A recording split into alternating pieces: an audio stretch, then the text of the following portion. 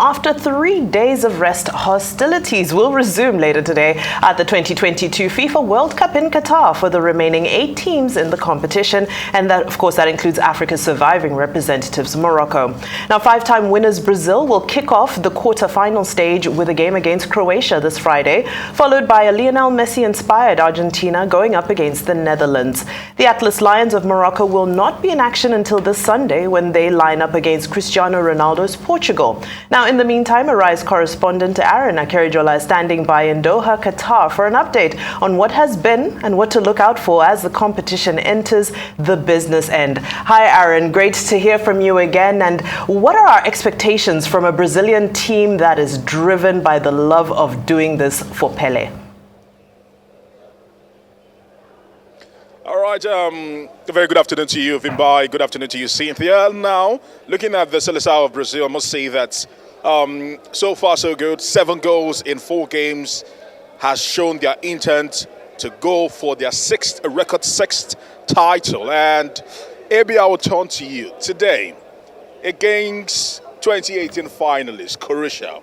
We know Croatia might want to stretch it to penalties like they always do in their big games. Let's start it off from that particular point. Talk to me. What are you expecting today between Croatia and Brazil?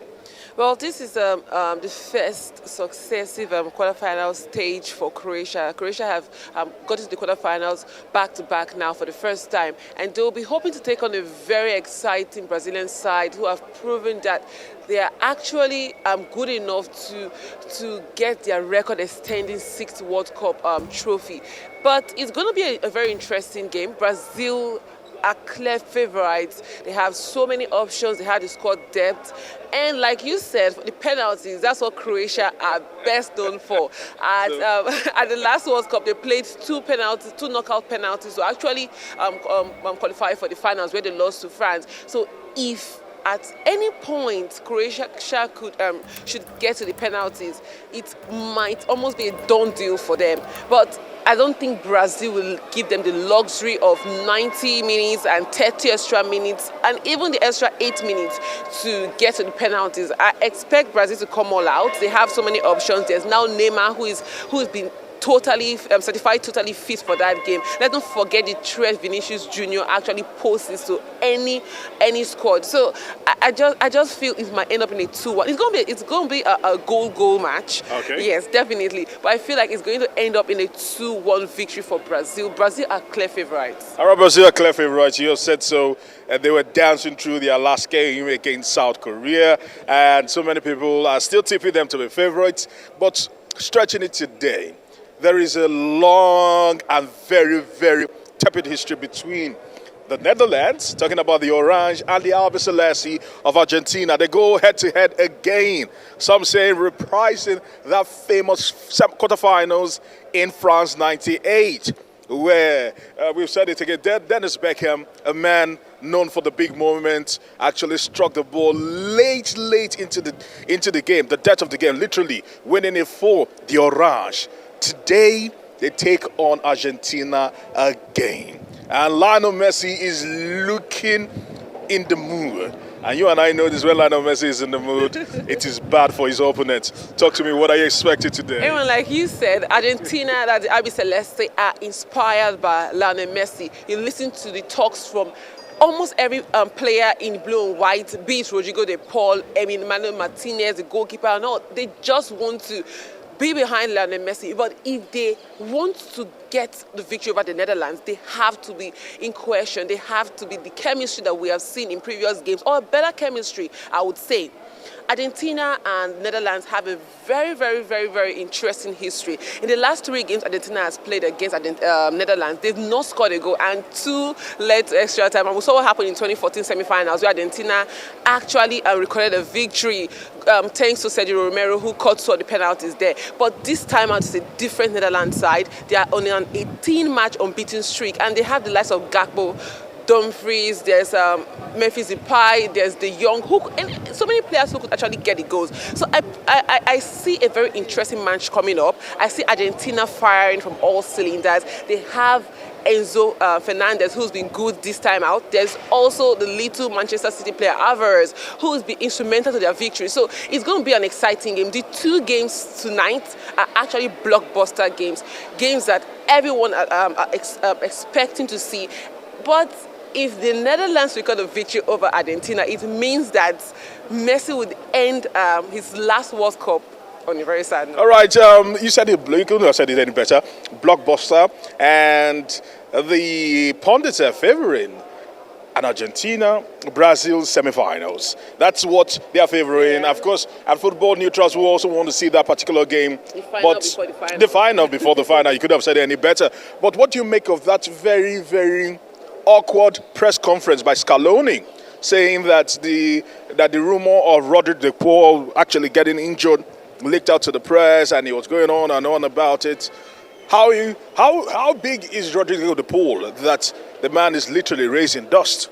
Rodrigo de Paul is a very instrumental player for the Argentine side. If you watch the Copa America last year, not just did he score goals, he had assists. And not just did he assist, he was very good in the midfield. We saw what he did in the last game against Australia, where he actually forced the goalkeeper to make a mistake. And this is what midfielders what's expected of a very good midfielder. He's delivering on all cylinders, not just in the holding position on the central midfield. He's a versatile player. So actually leaking the story, or the story that is out now about him being sidelined or injured, it would actually give the Netherlands coach an idea of the lineup ahead of the game. So it's like an expo.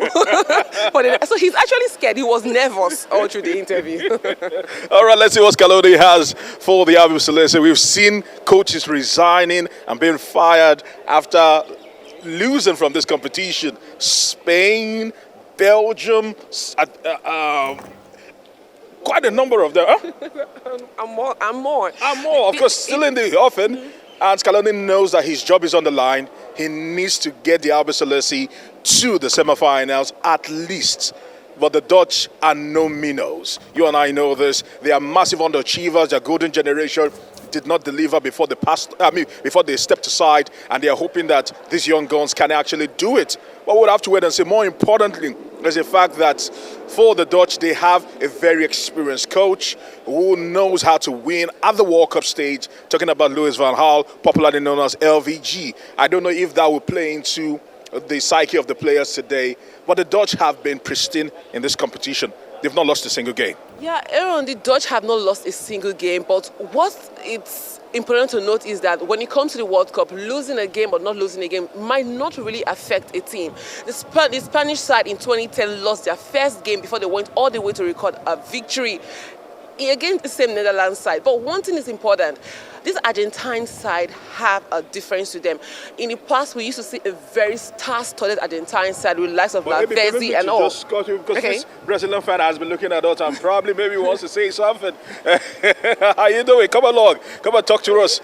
We know the Samba boys who will be playing today. You speak English? Come here. Yes. Yeah, okay, so come and talk to us.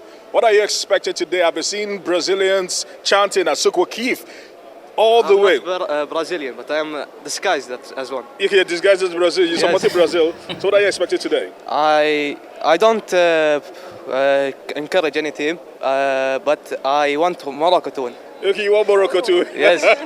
Why so? Talk to us. I am Arabic. Okay, so the entire Arab region is supporting Morocco. Yes. But people will say Morocco is from Africa.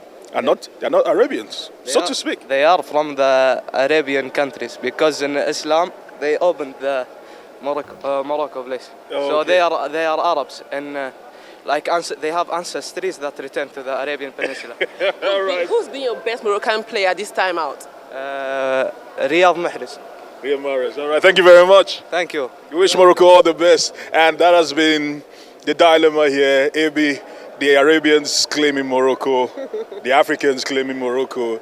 Everyone seems to be claiming Morocco. The most beautiful part of this is that whether we like it or not, be you African or Arabian, it gives the Moroccans the major boost they need. Because as it stands in Qatar, so many Argentine fans have come from all across. The Mexicans are now even teaming up with the Argentine fans. Ecuadorians are teaming up with the Argentine fans. But what is most important to see is that the Tunisians, Nigerians, Ghanaians, Cameroonians, everyone everyone, Iranians, everyone wants the Moroccan team to actually surprise at the World Cup, and I'm rooting for them.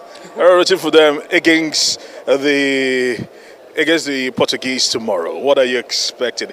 Would that be a tall order? Looking at what Portugal did to Switzerland, literally ripping them to shreds, 6-1.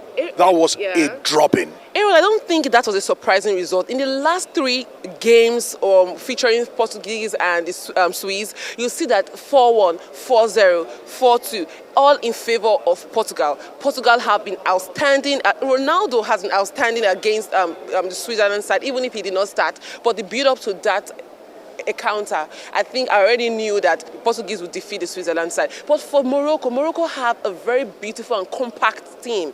The midfield, the defense. But my only issue now is, will the strikers be able to deliver, or will they be hoping to take it once again to the penalties? That's what is left to be seen. But the Portuguese side have a very offensive playing style. They have so many beautiful creative players, and they also have a very beautiful strike force. So it's these quarter-final games are going to be very interesting, and it's just live the moment and enjoy it, basically. All right, Cynthia, everybody, I must tell you, we are all hyped up for the quarterfinals. It begins today at the Education City. Let's see if Croatia will be able to match up the firepower which has been the Seleção. They've been a tour of the force in this tournament. They've been dancing through their victories because they've been celebrated in samba style, literally dancing through every victory and on top of their opponents. And they'll be hoping to do one again today against Croatia. They are gunning for a record 6th, but it starts today against Croatia,